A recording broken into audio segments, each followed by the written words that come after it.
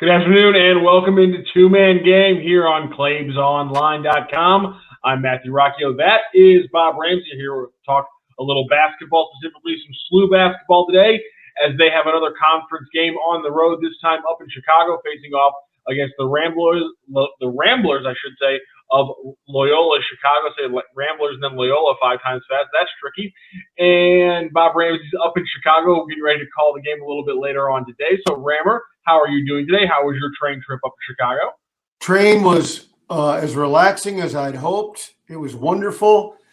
You know, when you compare, here's going to be the beginning and end of comparing train travel to air travel. For a late lunch, I had White Castle cheeseburgers on the train, prepared for me. Yeah, fantastic, right? We're not flying anymore. I do love the train is a great way, especially if you're talking about going to Chicago. So I know there's some St. Louis fans who are going to be making the trip up to Chicago on the train. There were some with us tonight. There you go. Yeah. So that's it's a great little trip there. So it should be fun. It should be a fun game. Let's talk about a fun game the Billikens just played on Saturday against GW. That was a fascinating one. They go into halftime down 39-36, and then they really just right there at the beginning of the second half kind of win the game. They eventually, finished it off with an 81-74 win. They are 4-1 in conference play heading into the game against Loyola Chicago. Your big takeaways from the game, obviously, that had the big storyline of no Yuri Collins. Well, there are several takeaways. Let's start with Gibson Jimerson's defense. That's a great one. A sentence that no one's ever said in Billiken history. That's not a shot to him, but I know it was quoted to me. This was a quote I got from a staff member. He took it personally. So Jimerson was challenged to defend, and defend he did. He was marvelous. He was clearly defensive player of the day while still getting 10 points and hit a couple of threes, got 6 rebounds. He was very, very good. I think that was the number one thing for me. And the Perkins-Pickett combo, it was almost reminded me of a boxer that could throw combinations. You could see GW, we got to stop this guy. And then the other guy comes out. Oh, gosh, we got to shift over here. Then the other guy throws a punch. I mean, that's how it felt to me as I sat there during the game. You're talking about 18 of 29 from the floor between the two of them. Yeah, that was absolutely huge. And when you talk about Gibson Jimerson, something else I thought was huge, only 8 turnovers. I mean, this is a team that with Yuri Collins has had games of, routinely, they had 3 straight games of 14 turnovers. That's kind of a magic number. They've had 6 total games this year with 14 turnovers. And then a couple, I think they've had, that's their season high. They've had 6 games tying their season high with 14 turnovers. And then the game without Yuri Collins, they only have 8. So not only was it the defense of Gibson Jimerson, but taking care of the ball by Javonte Perkins, Terrence Hargrove, Gibson Jimerson, the weave they run there to kind of set up their offense, the consistently be able to get into your offense off of all those dribble handoffs from Francis Okoro and Jake Forrester, to not have any of those unforced errors that have been kind of a non-Yuri problem in different games, to kind of eliminate that problem for the most part in that game. That's huge. That's extremely crucial. If there's two or 3 turnovers, or really just 2 turnovers in that huge run at the beginning of the second half, that maybe just stymie it or slow it down, it's a completely different ballgame. Yeah, that's right. Here's what's interesting. We can talk about the Yuri, not Yuri, and obviously it clearly matters. Some oddities. Scored 20. You made 29 buckets. Only 11 assists. Yeah, so that's a completely different. It was a completely different offense. It was effective against this, let's face it, pretty poor GW defense. The Bills shoot 52%, but what's important was 56% in the second half. And you mentioned a run that I guess there's been bigger ones, but I can't recall them, a 25-0 run. It was really unbelievable. And a key to that Rocc, as we kind of reference back to the stats to support what we think we saw, was for most of the game. In fact, early in the game, the Billikens were getting hammered on the boards, down by 10 at one point, and ended up winning the battle of the boards. Final total 35-32. That shows you the adjustments made and the attention to those details. Here's what we're going to have to do to win this game.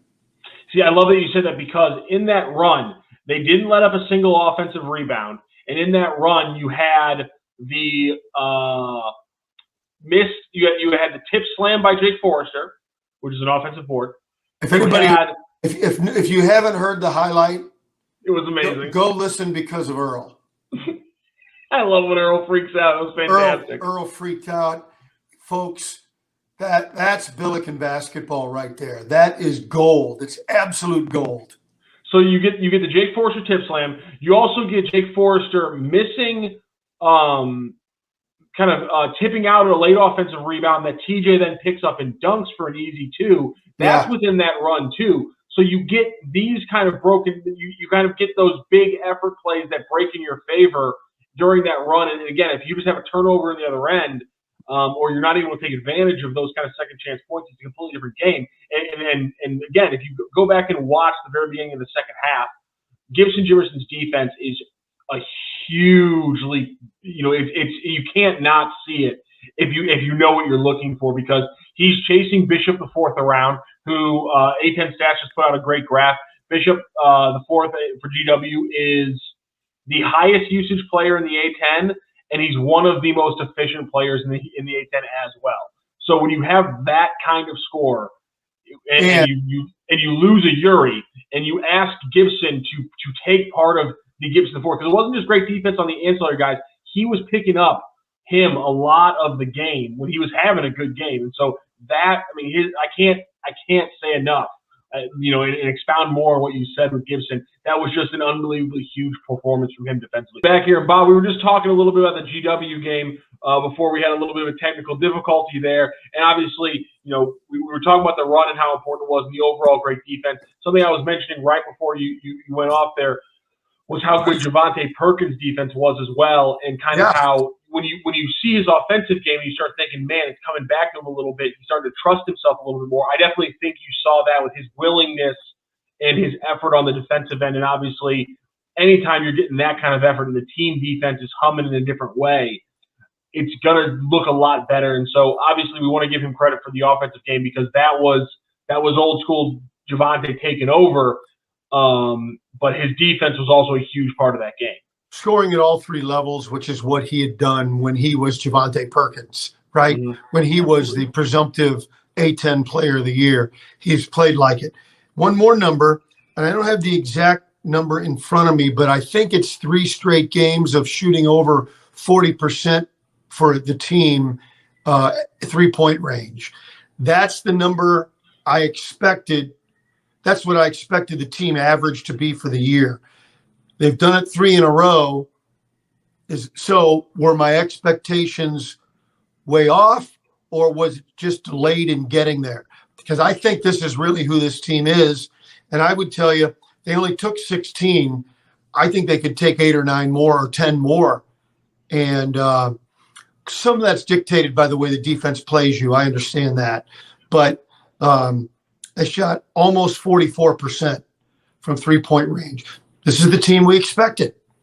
Yeah, and a big, the amount and that rate's going to be affected by Gibson Jimerson just going 2 of 3 for the game. Obviously, him hitting 2 of 3, you love it, but him only taking 3 is something you're obviously we've seen a lot of games where he's taken a lot more. 6 of 9 is the number we've seen from Gibson. So I would expect that to get a little bit higher.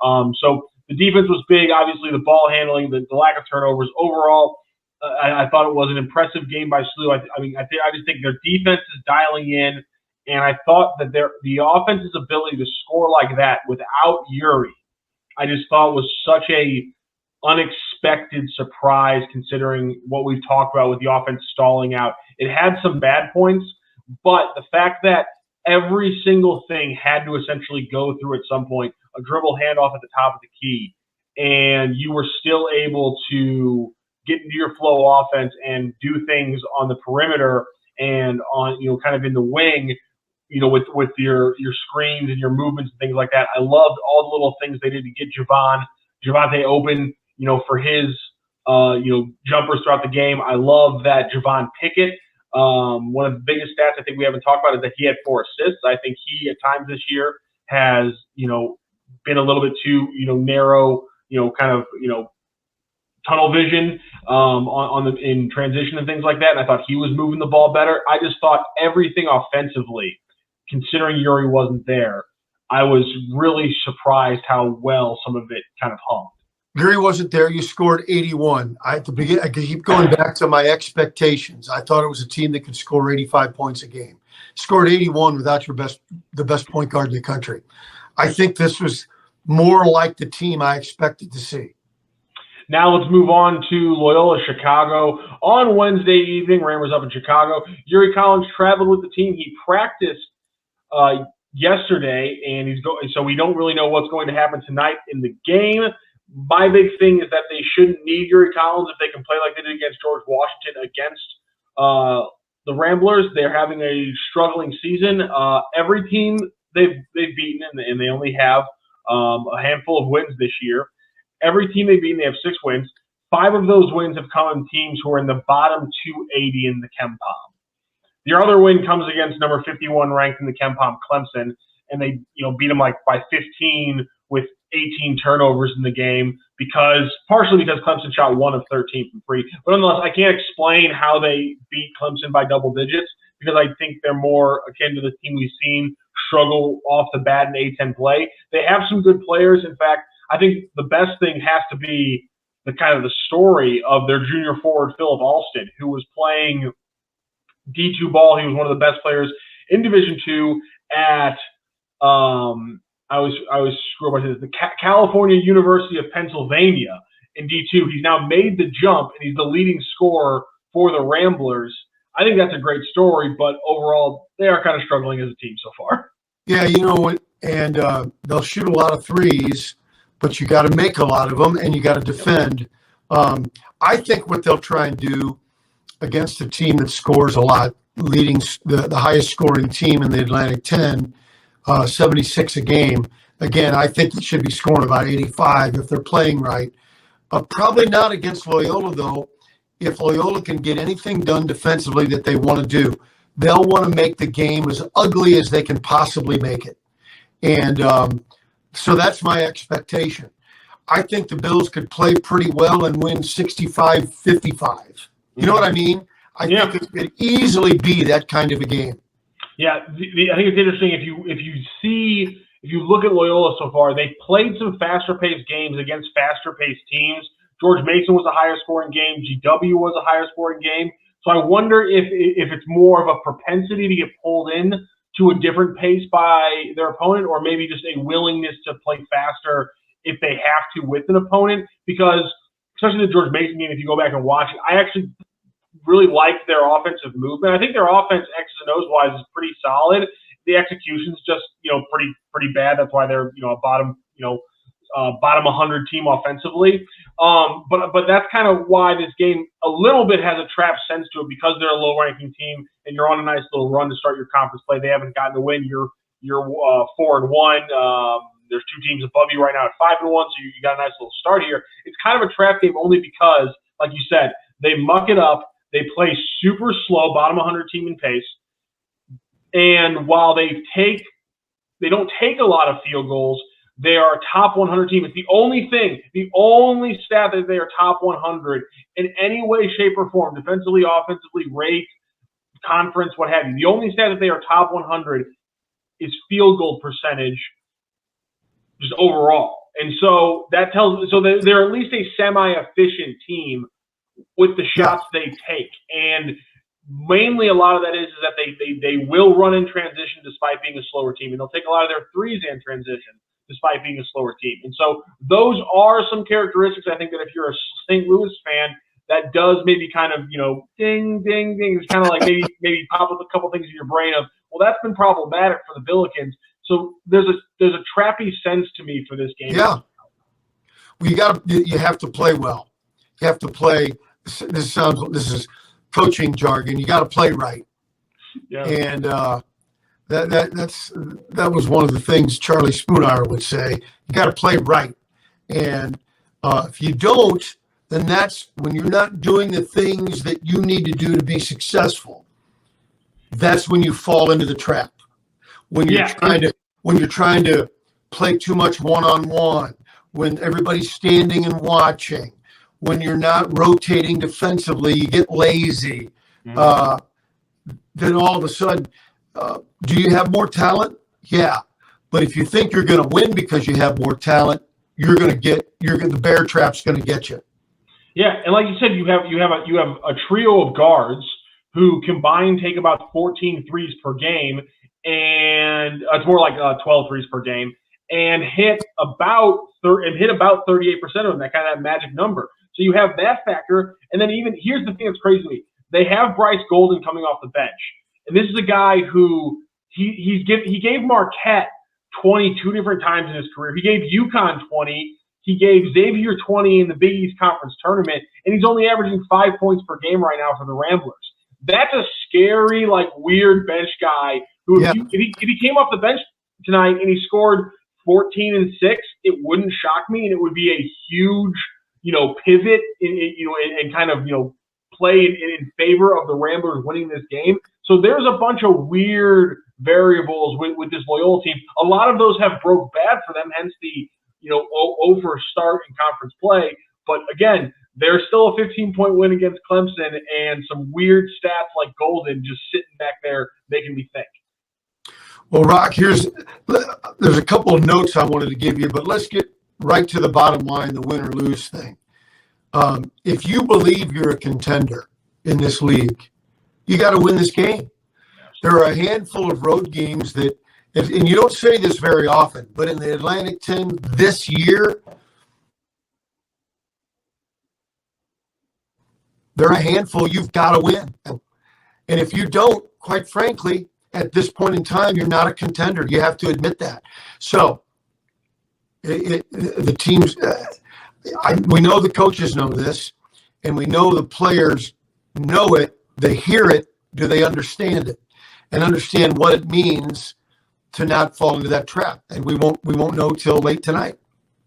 Absolutely. It's going to be a tough matchup for the Billikens. Again, it's going to be it's going to be interesting to see what the pace does. It's going to be interesting to see, obviously, right off the bat, if Yuri Collins is healthy. I'm going to be watching a lot of this offense. I'm going to be watching, how that the defense continues to get dialed in. We talked about the offense over the years, kind of dialing in and them opening up more things. The defense is getting dialed in, I feel like we're seeing a tighter rotation. I feel like the drop coverage they have right now with Francis Okoro, they kind of have got it figured out. Teams aren't exposing them. Teams aren't taking advantage. Yeah. Obviously, the big question is going to be when you play Deron Holmes and Kamara. That's going to be the big, what is this team? That's always going to be a big game for the Billikens. But this year, when you look at these rosters and you look at kind of the question marks on what kind of team you are, and heck, you look at the differential kind of strength of schedule in their non-conference. I still think, that's iron sharpens iron is a factor, in this Bills team. I still believe that. And so, like you said, they got to win one that's, everyone's kind of got chalked up as a W for them. You can't mess around with these kind of games, and we'll see what comes around, after tonight's game. Brian Kunderman, Assistant Athletic Director in charge of media relations, has a couple of great notes, if I can pass them along. You're an old soul, so you like history. I do, yes. Yeah. This will be the 47th meeting between Bill and St. Louis. The first game they played was 100 years ago. How about that? I was in my second season of play-by-play with the Bills. They were still using peach baskets back then, right? That's right. I was in my second year. Loyola leads 24-22. Oh, wow. Been in the same league once, the Midwestern Collegiate Conference. And in league for those years in the 80s, they split 9-9 over the years. And I agree with the phrasing here. Perhaps one of the greatest games ever by a Billiken. We played Loyola at the Horizon. It's now Allstate Arena, the Rosemont Horizon. March 1st, 1990. I'll never forget it.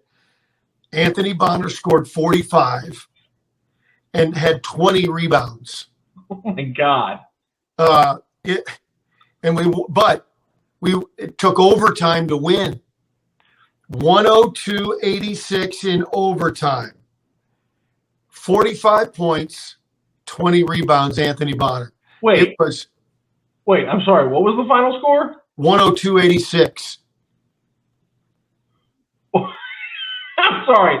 Hold on. What in God's name happened in overtime? You know, I just remember Bonner just dominating both ends of the floor and going nuts. What was his? What was his? I wonder what his line was going into overtime. That's an insane.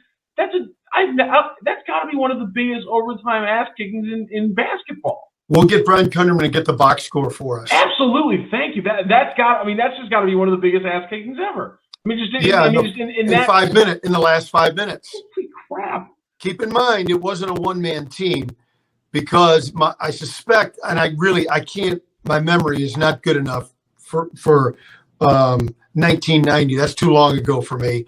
But you still had some other guys like Jeff Luchtefeld and some others, and Charlie Newberry, who could get the job done. And so we'll go back and get that box score for you. God, isn't that crazy? That I've never heard of an overtime that insane. Yeah, I can't. I gotta find this. You absolutely just you blew my mind on that one, Rammer. All right, that's a good way to end an episode, leaving me completely speechless. Before we go though, Rammer, we do need some words from you about Royal Banks of Missouri. Royal Banks of Missouri. They follow us wherever we go with the Billikens. They sponsor Mizzou sports. They sponsor local sports in St. Louis. Look, you say, well, so what? It's a bank. We don't care. Here's what matters. Royal Banks is a part of the fabric of the community, whether you're talking about St. Louis proper, St. Charles, East Side, Northeast Missouri. It's a part of the community. And when you walk into your branch, you feel like it's your hometown branch. Royal Banks, where better service means better banking. Rammer, have a great game, and we will talk to you later this week. Thank you so much. Have a great day, St. Louis, as well. As one of St. Louis's fastest growing companies and largest private companies, St. Louis Acura is proud to serve you and remains committed to becoming better than ever for you. As new Acuras become more available every day, we are not backing down from selling 100% more quality pre-owned vehicles than ever before. We want customers that appreciate our friendly, outgoing team and our award-winning service because at St. Louis Acura, we are better than ever for you.